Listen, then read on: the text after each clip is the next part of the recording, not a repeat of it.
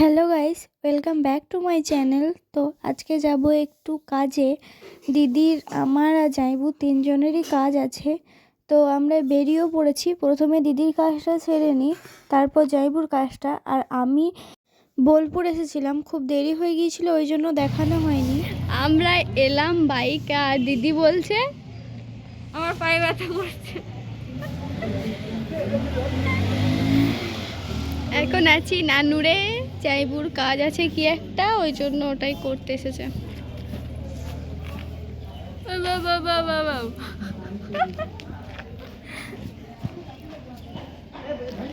क्या कहना है चाहते हो? এখন আমরা কোথায় যাব?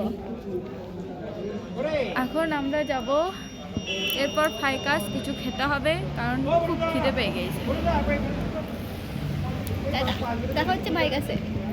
কিন্তু আমাদের ভাইকাস আসার কোনো প্ল্যান ছিল না, হঠাৎই এসেছি, কারণ আমাদের প্রচণ্ড খিদে হয়ে গিয়েছিল, আমরা থাকতে পারছিলাম না।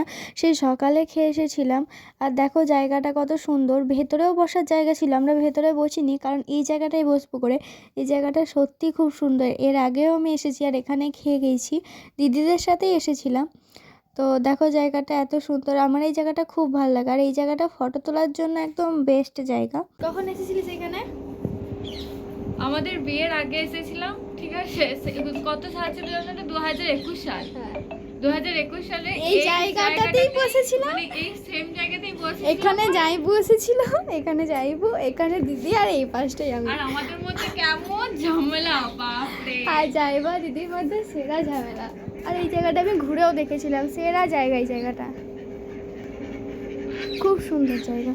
তারপর এখানে এসে যে যার ফোন নিয়ে ব্যস্ত হয়ে যায়, কেউ রিলস বানাচ্ছে, কেউ ফটো তুলছে, কেউ ব্লগ ভিডিও করছে।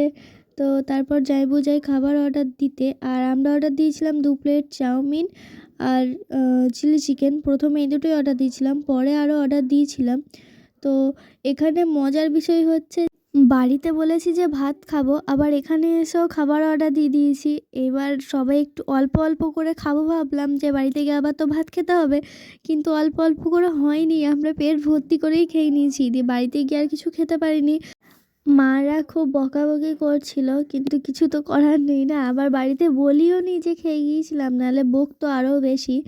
আর আমি যখন ভিডিওটা পোস্ট করব তখন ওরা দেখতে পাবে যে না, আমরা বাইরে থেকে খেয়ে এসেছিলাম, তখনই কি বলবে আমি জানি না। তো খেয়ে নিই, তারপর কথা হচ্ছে।